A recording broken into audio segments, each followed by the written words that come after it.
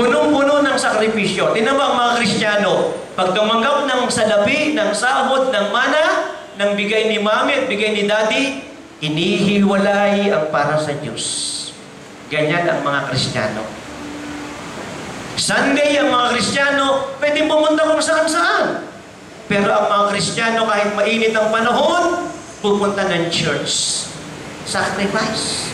Ang mga Kristiyano, masarap kumain, mag-aayuno. Ang mga Kristiyano, nakakatamad magbasa ng Bible, pero magbabasa pa rin. Seeking the face of God, getting the revelation of God. Ang Kristiyano, nagpapatawad. Ang Kristiyano, hindi mo kaano-ano, handa mong tulungan, at handa mo silang iligtas. Andoon palagi ang sakripisyo ng mga Kristiyano. Amen.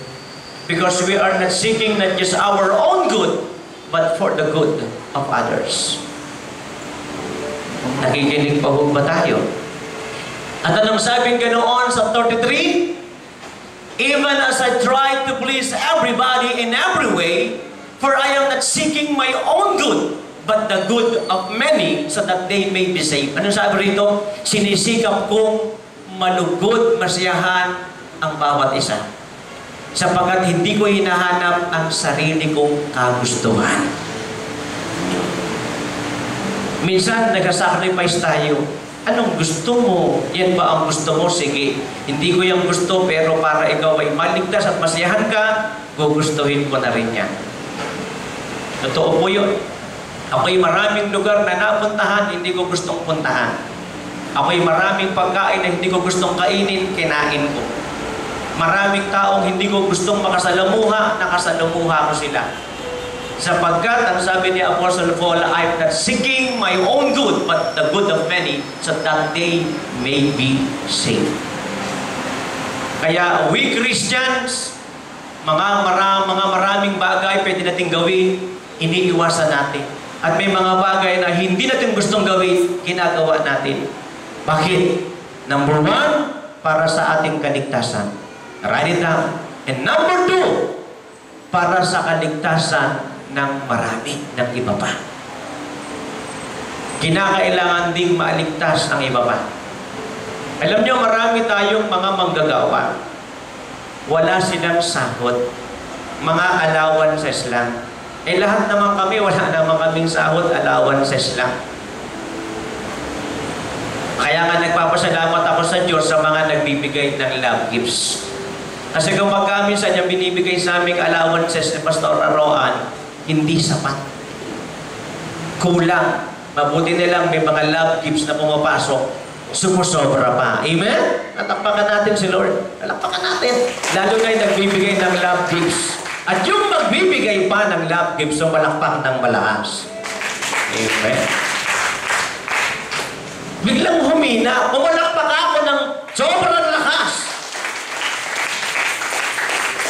Totoo, ang ginawa ni Pastor Roan, ang presyo ng camp, binagsak niya. Sabi ko sa kanya, sobrang baba ng singil mo, okay na po yan para makasama sila. Binaba niya talaga, binagsak niya talaga, buy one take one. Abonado ang church, 20,000 pesos. Nagbayad ng magluluto para tayo ay kain tulog na lang. Oh. Apaw na apaw tayo sa pagkain. Kakakain mo lang, kakain ka na naman. Hinayaan ng Lord, hinayaan pala ng church, na ang church ay magpagal at magpagod at magsakripisyo para ang mga dumalo ay masayahan. Amen? So hindi naman nabigo. We are seeking not our own good, but for the good of others. Nakikinig pa ba tayo? Kaya sa darating na May 1, baka makalimutan ko kayo, merong one-day outdoor fellowship, request ito ng marami. No? Kahit isang araw lang daw, ay magkaroon daw tayo. So hindi ko alam, kinuman ko si Sister Elma para maghanap, at may pinorward siya sa aking place and number, pinorward ko naman kay Pastor Roan, at hindi ko alam po ano na ang naging pangyayari.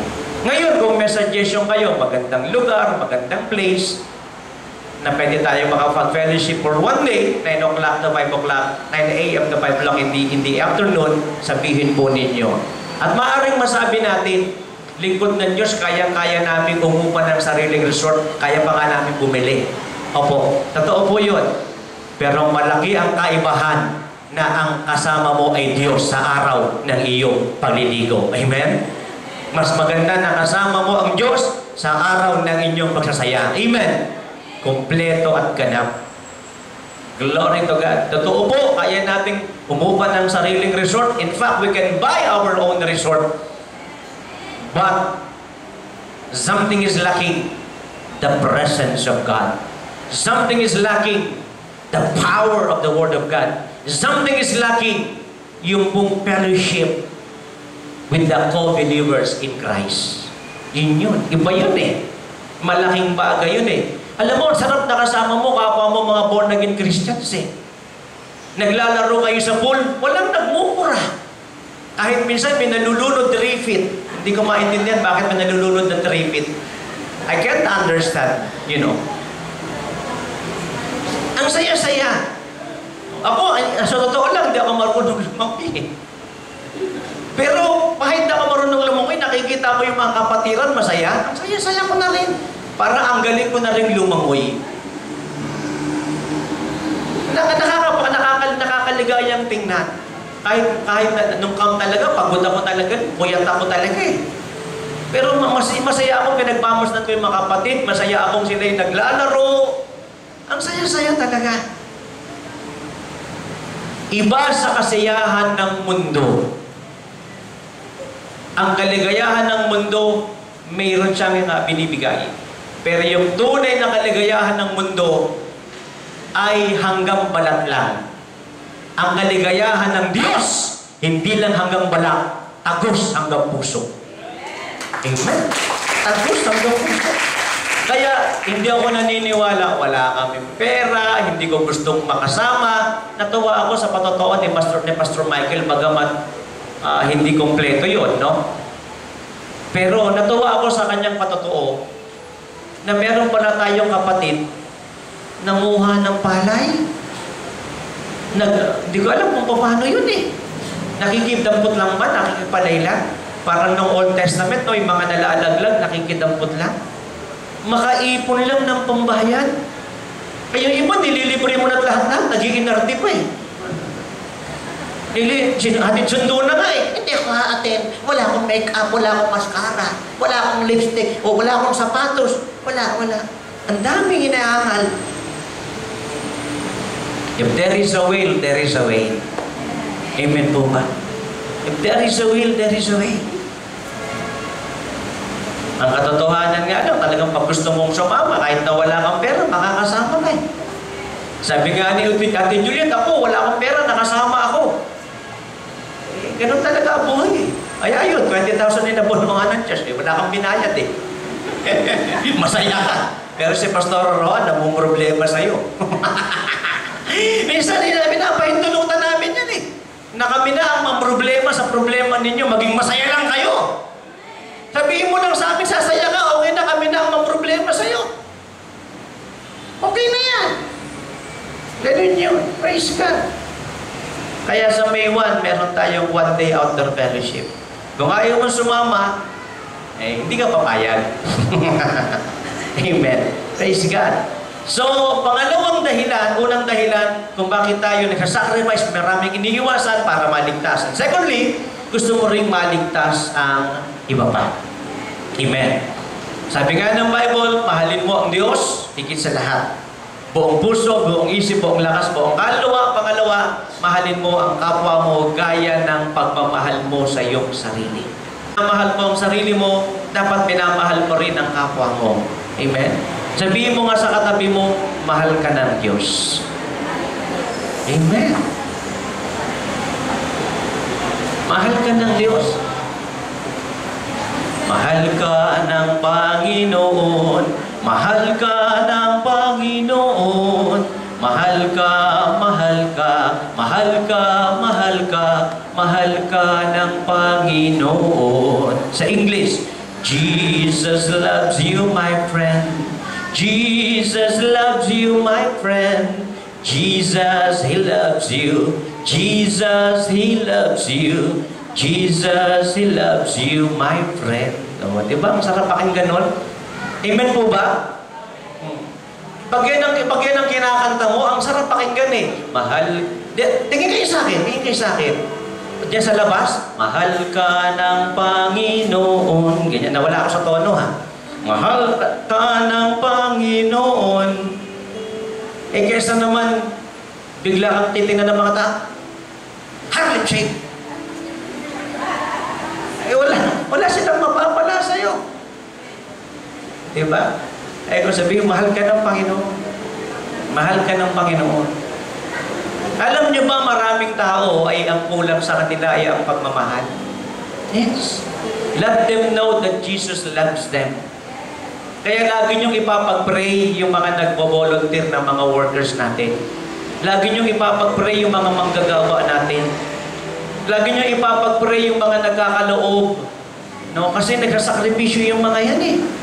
Na yung para na sana sa kanila, isusubo nila, iluluwa pa, sige sa iyo na lang yan. Totoo po yun. Eh kung hindi ako naging mangangaral eh, siguro engineer ako. Siguro businessman ako. Siguro seaman ako. O baka artista ako. Bakit? Bakit si Empoy? O di ba? Sikat naman. Mas gwapo naman ako kay Empoy. Mas gwapo naman ako kay Long Mejia. Eh, pwede naman akong maging artista, di ba? Ang totoo lang, artistahin naman yung dating ko eh. Kontrabida ka na. So, buksan natin sa aklat ng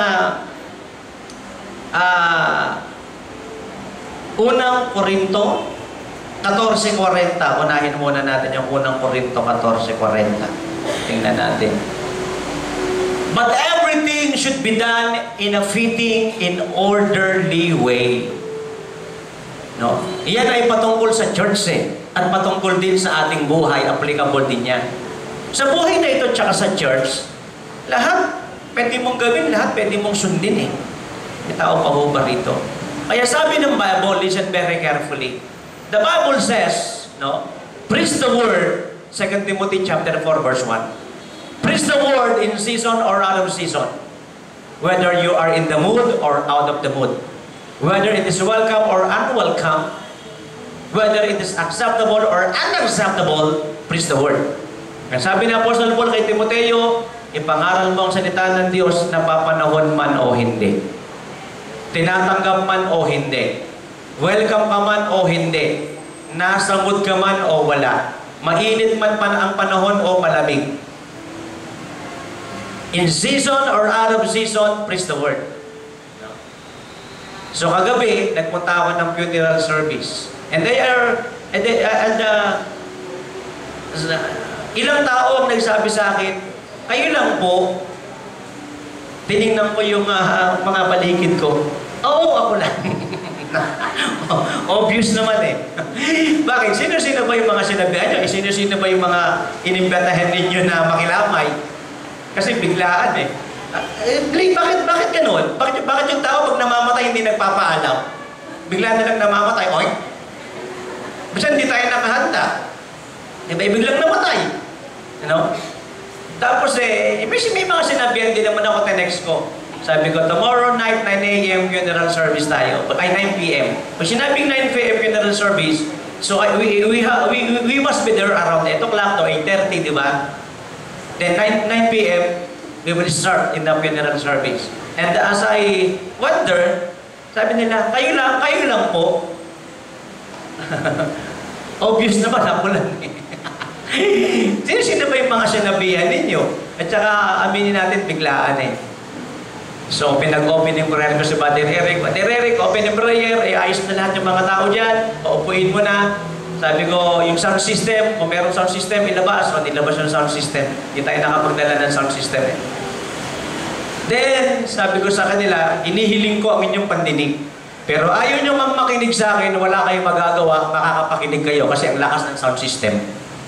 So, talagang yung standboard na ganyan, kaliwat ka na yan, narinig yan. So, ang lakas ng sound system. Then I preach. Si Brother Eric nag-open in prayer, then pagkatapos ako yung nag-preach. At matapos akong mag-preach, ako pa rin ang nagpa-awit. Yes, the Lone Ranger. Yes, ako pa rin ang nagpa-awit. No? Sanay ako dyan, akapela eh. My peace I give unto you. Alam mo, kahit na walang organ, kahit na walang drum, walang keyboard, iyakan sila. Oh, bakit? Eh, nakakaiyak yung boses ko eh. Mahiiyak ka talaga. Oh, kasi alam mo, kung maganda yung boses ko, hahanga sila eh. Wow, ang galing.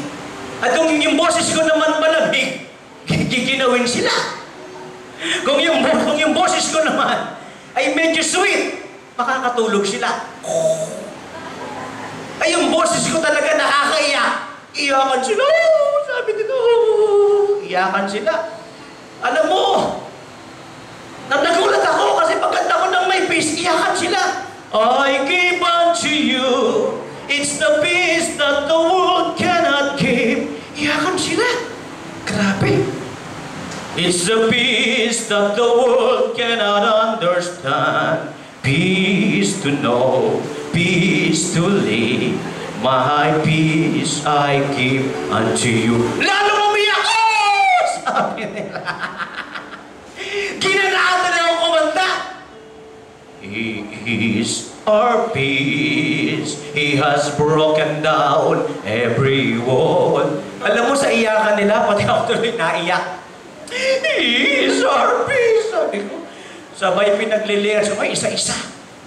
He is our peace, and cast all your cares on Him, for He cares for you.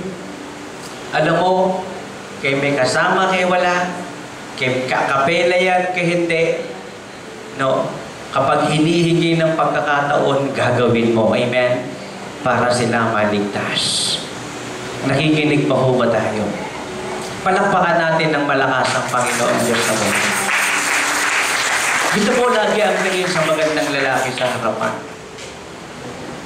Alam mo, nagsasacrifice tayo para sa marami, para sila maligtas.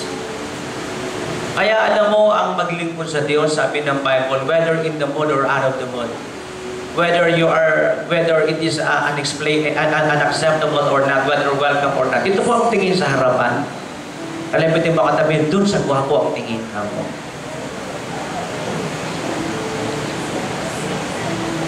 At ako'y naman natutuwa, at pagkatapos ng kwentuhan, mawing nga ako rito ng mga around 2 o'clock yata in the morning. At pupugak-pugak ako. Pero my heart is so glad, was so glad. Sapagkat, hindi ko man napasaya yung patay, kasi patay na yun eh. Napasaya ko ang buhay at naniniwala ako na ligtas sila. Amen. Kasi isang araw makakasama natin sila at yung pamilya ni Brother Eric, pamilya ni Brother ni Ate Beth, and Sir Evelyn, I believe with all of my heart, na-touch natin sila. Amen? Palakpakan natin ang Panginoon Diyos na yan.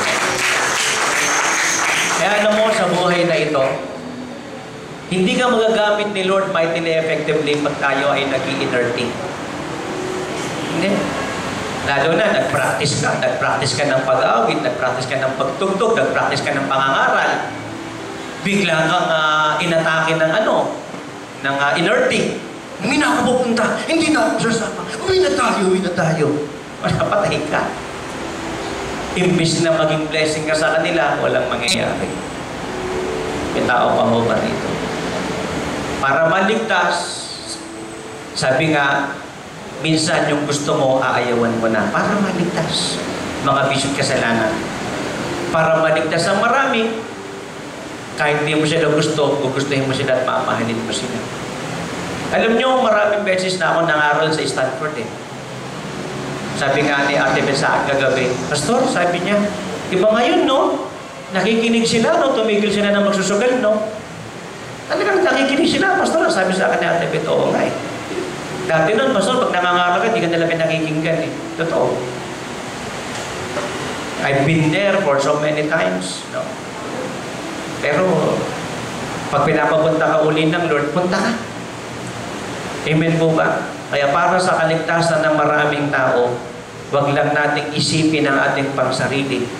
Isipin din natin ang kapakanan ng iba. Amen. Palakpakan natin ang Panginoon gusto niya. But everything should be done in a fitting and orderly way. Gawin, sa Tagalog, gawin mo ano yung nararapat. Kasi meron tayong magagawa na hindi nararapat eh. Na hindi tama, hindi mainam. Ano po yung tinuturo ko? Hindi lahat ng gusto mong gawin ay dapat mong gawin. Tingnan mo ano ba yung nararapat. Ano ba yung tama? Ano ba yung mainam? Will it be beneficial for you? Will it be beneficial for others? Yan ang dapat na itanong natin sa ating mga sarili. Hello? Ang totoo lang, ako naging gitarista ako. Naging children minister ako, youth minister, worship leader, pa-upper, assistant pastor, etc. etc. Lahat pinasukan ko yan eh. Sa totoo lang, sa iglesyang ito, hindi ko naman binubuhat ang aking bangko. Ako ang pinakamaraming ginagawa dito eh. Kaya halos dito na nga ako tumitira, dito na nga ako natutulog eh. Para mapaganda natin itong iglesia ito at maisip natin kung ano pa ika-iinam, ikapuputin ito. At di naman tayo nabibigo. Tuloy-tuloy na naayos natin, napapaganda natin. Amen po ba? So hindi nawawala ng kabuluhan yung mga sacrifices. At ituloy natin ang pagbasa sa aklat ng unang Korinto 9. No? Though I am free and belong to no man, I make myself a slave to everyone to win as many as possible. Mabigat yan. Tingnan ninyo ha. Though I am free and belong to no man, I make myself a slave to everyone to win as many as possible. Ano sabi ni Pablo? Hindi ako alipin. Hindi rin ako prisyonero. At hindi rin ako pag-aari o nasa ilalim ng sino pa man. Pero handa akong magpakababa. Alang-alang lang na sila ay maligtas ko. Sacrifice. Alang-alang lang na sila ay maligtas ko, mawin ko sila. To win them it means to save them. To bring them to heaven. Pinagtitiisan ko ang lahat ng bagay sabi ni Apostol Pablo. Kaya alam mo, nung si Apostol Pablo, binugbog siya dahil sa kanyang pangangaral. Ito ang sabi niya eh. Dapat ba nabugbugin ninyo ang Roman citizen? Yung mga bumugbog sa kanya, napaganon eh. Are you a Roman citizen? Yes! Sabi niya. I am a Jewish citizen. I am also a Roman citizen. I have dual citizenship. Ipinapakita ni Apostol Pablo, hindi siya ordinaryong tao. Mayaman po siya. Malaking tao siya. Pero nagpakababa siya para maging mangangaral. Kaya nung binubugbog siya dahil sa kanyang pangangaral, pinakilala niya kung sino siya. At napaurong ang marami. Naku, Roman citizen pala yung binubugbog natin. Nakikinig pa po ba tayo? Merong isang lalaki pumasok ng hotel. Dala niya yung mga bagahe niya, yung mga baggage niya and luggages. Tinawag niya yung lalaki na kaupuron. Boy! Sabi niya, pakitulong ako. Tumayo yung boy na tinatawag niya, tinulungan siya. Saan po kayo? Sa room 214. Sinamahan siya ni boy. Tapos, pagkatapos nun, ay tuwag-tuwa siya sa boy na yun dahil tinulungan siya, isang tawag niya lang. At pagkatapos, meron ng boy na nag-a-attend sa kanya. Sabi niya, nakaka-bless naman na yung boy na yun. Isang tawag ko lang sumunod. Sino pong boy? Yung nakaupurong kanina sa harapan, tinawag ko, boy, tinulungan ako. Sumagot yung room boy na nag-aasikaso na sa kanya. Hindi po yun boy dito. Yun po ang may-ari ng hotel. Yun po ang may-ari ng hotel. Amen. May tao pa ho ba rito? Alam mo, bless ako sa uncle ko, bilib ako sa kanya. Isang natutunan ko sa kanya, time is gold. Valedictorian yun ng high school. At scholar sa Arellano. No? No? Ngayon, nasa Amerika siya. Bilib ako sa kanya. Para sa kanya, time is gold. Hindi mo siya makikita na bakante. Lagi siyang may ginagawa. At alam mo, ang dami niyang tauhan, ang dami niyang pera. Pero makikita mo siya, yung pantalon niya, tinutupin niya talaga yung pantalon niya ng ganyan. No? Inutupin niya yan. Tutupin niya yung pantalon niya. Kunan mo nga. Ito, mapapinturahan pa natin yan. Palagyan na lang kaya ng carpet. Kasama siya ng mga trabahador. At kung titingnan mo, parang napaka-ordinaryong tao niya. Pero hindi mo alam, siya pala yung may-ari. Hello? May tao pa ho ba rito? Kaya alam nyo, tayong mga born-again Christian, ang daming sakripisyo eh. Kahit na sarili mo ang sasakyan, pasakayin mo sila, mag-commute ka na lang, okay lang, akin ang sasakyan, pero maka-attend lang kayo, mag-commute na ako, okay lang. Amen. May tao pa ho ba rito? Alam mo, pag ganyan nga nakita ng Diyos na yung sasakyan mo pwede may pag-aamit sa iba, ibibigyan ka pa ng Diyos ng marami pang sasakyan. Hello? Kaya, bilis ako sa uncle ko na yun eh. Ano yun? Valedictorian niya sa Roosevelt High School, scholar sa Arellano. Ngayon, nasa Amerika, mayabang tao, maraming pera. Pero kasama lang ng mga trabahador niya. Hindi mo halata.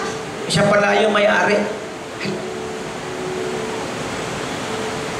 Mga minamahal, hindi po nasusukat. Tingin kayo sa akin, hindi pa naman ako magwawakas, babasahin ko pa yan eh, hanggang 23 yan eh. Kalapit na. Hindi nasusukat kung gaano kaganda ang bahay mo. Kung gaano kalaki. Hindi nasusukat kung gaano karami sasakyan mo. Nasusukat kung gaano kamahal ang cellphone mo. Nasusukat yan kung gaano ka mapagmahal sa Diyos at mapagmahal sa kapwa mo. Yan nasusukat.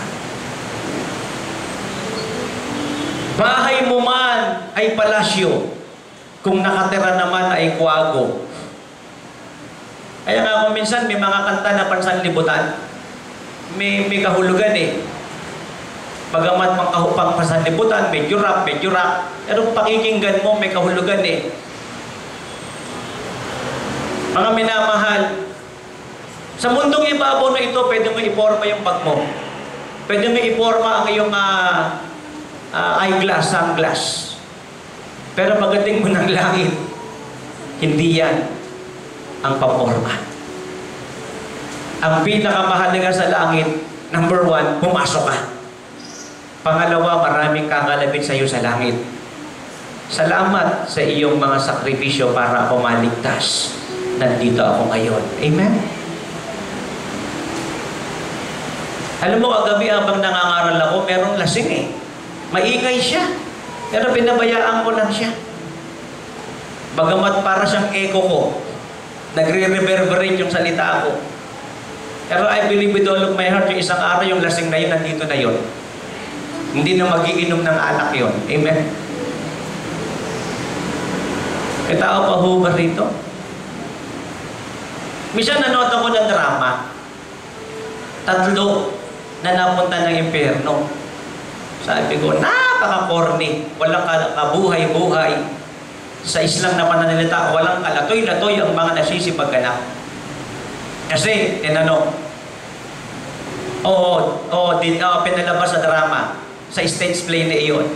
Isa napunta sa impyerno kasi siya ay nagnakaw. Pangalawa, yung isa ay pumatay ng matanda. Yung pangatlo, kaya pala siya napunta sa impyerno sapagkat alam niya ang totoo at napakinggan niya ang salita ng Diyos, hindi niya sinakabuhay. Ayun ang masaklap. Diba? Yung alam mo yung totoo at di mo na isakabuhay, yun ang masaklap. Kikinig pa ho ba tayo? Mas masarap. Alam mo, ako'y nagpapasalamat sa Diyos. Yung sapatos ko, hindi po ordinaryo yan. Nagkasal ako sa circuit. Biglang lumapit sa akin yung isang lingkod ng Diyos. Ano tatak ng sapatos mo? Binanggit ko. Saan mo nabili yan? Magkano yan? Parehas tayo ng sapatos ha. Ganyan na ganyan sapatos ko, nabili ko sa Dubai. Oo. Kasi yung sapatos ko, dito ko sa Pilipinas nabili. Pero hindi ordinaryo yan, international brand yan. Napanganga siya. Nakikinig ko. In fact, I am wearing not an ordinary shoes. Ito po ay international shoes, hindi gawa ng Pilipinas. Pero pagdating mo ng langit, hindi titingnan kung gaano kamahal ang sapatos mo. Amen? Hindi pinapansin sa langit yan. Magagandang necktie, magagandang long sleeve, magagandang Americana, magagandang sing-sing, 2.5. Hindi tinitingnan sa langit. Ang tinitingnan sa langit, number 1, nakapasok ka. Number 2, maraming kaluluwa ang kumakalabit sa iyo. Thank you for giving your life to the Lord. Amen? Thank you for giving to the Lord. Amen? May tao pa ho ba rito? I never dreamed to become noon, mabuhay lang, masaya na. Eh lalo ngayon, hindi mo hinahangad at hindi dapat hangarin ang maraming bagay na layap at lubo sa mundong ibabaw na ito. Mas masarap mabuhay na nakakasunod sa Diyos. Amen? Malakpakan natin saglit si Lord. Though I am free and belong to no man, I make myself a slave to everyone.